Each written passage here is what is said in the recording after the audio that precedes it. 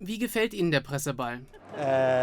Ça me fait penser au Nun, grand es erinnert mich gala ein à wenig an die großen l'américaine amerikanischen Empfänge, auf denen Geld für wohltätige de levée Zwecke de fonds, gesammelt wird. de choses comme ça. Et je trouve que c'est assez, c'est assez Es ist intriguant. wirklich sehr beeindruckend. Pour moi, Auch für mich aussi, persönlich als Chefredakteur von Charlie Hebdo. en tant que membre de Charlie Hebdo, il y a matière Es gibt so viel à zu sehen observer, hier. parce que c'est Es très ist allemand. alles irgendwie sehr je crois. deutsch, also C'est surtout sehr très typisch für berlinois. Berlin, mit Donc, erstaunlichen Gegensätzen. on a des contrastes assez étonnants qui, je pense que si moi Ich je bin suis un kein dessinateur, Zeichner, mais je pense que aber si wenn un unser dessinateur, früherer Zeichner Cabu hier wäre, venait ici, voilà, der würde sich wie im voilà, Paradies fühlen. il serait au paradis parce que j'imagine Cabu ici. Er würde nicht mehr weg Il veut plus wollen. partir. Il veut plus s'en aller, quoi. Comment est-ce que vous pouvez décrire Können Sie uns votre Ihre Beziehung relation, zu Deutschland und Berlin beschreiben? Allemagne et Avec l'Allemagne? avec l'Allemagne et avec Berlin? Euh, alors en fait, moi je suis venu la première fois. Ich bin vor vielen Jahren erstmals nach Deutschland gekommen, um eine Reportage über den Wahlsieg Gerhard Schröders über Helmut Kohl zu machen. Dans les années, en fait, c'était la première année quand Helmut Kohl a été battu par Schröder. Et en fait, moi j'étais là pour venir faire un reportage pour Charlie Hebdo pour les élections. Donc j'ai découvert. Da habe ich Berlin und Deutschland für mich persönlich entdeckt. Et l'Allemagne à cette occasion-là. Et on ressentait encore puisqu'on célèbre l'anniversaire de la chute du mur de Berlin, on la célèbre cette année.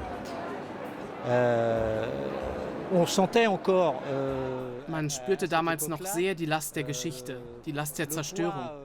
le poids de cette histoire et de cette déchirure.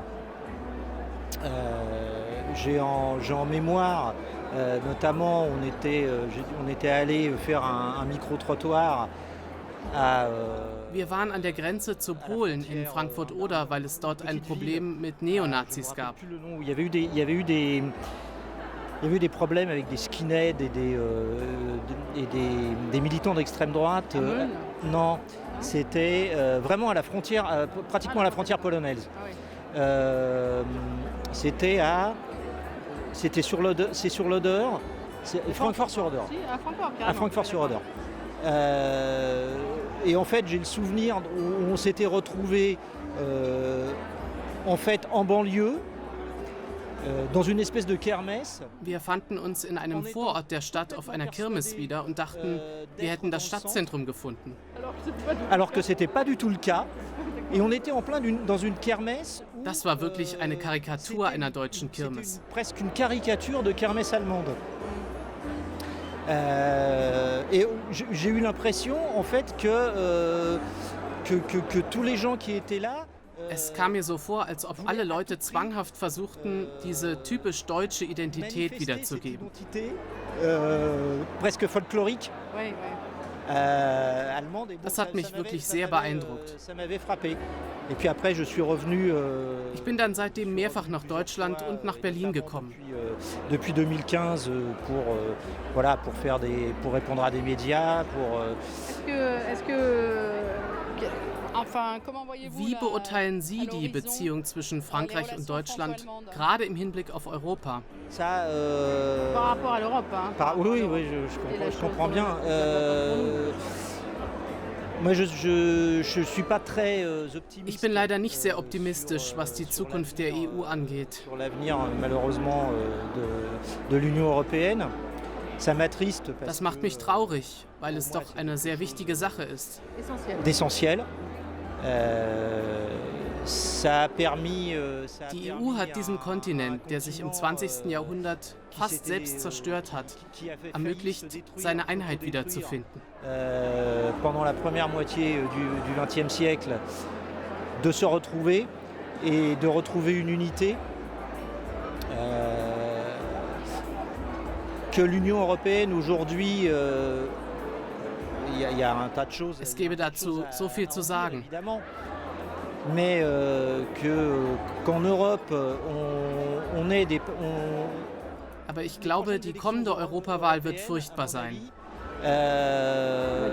Vont être terribles parce qu'on va retrouver peut-être pas majoritairement, heureusement. Nicht Europa wird gewinnen, sondern die antieuropäischen Kräfte werden die Gewinner sein. Und das ist schlimm. Des partis anti-européens. Et ça c'est effrayant. Ich kann dazu nicht mehr sagen. Ich denke, Angela Merkel ist zutiefst pro-europäisch eingestellt. Et profondément européenne. Macron aussi. Präsident Macron auch auf eine andere Art und Weise. Voilà. Les chefs en ce moment, ils sont quand même pro-européens. Mais Macron ist vielleicht nicht die richtige Person in diesem Moment, weder für Frankreich noch für Europa. Er ist nicht stark genug. L'histoire française, ni pour l'histoire européenne. Je pense qu'il faudrait quelqu'un d'un peu plus épais politiquement.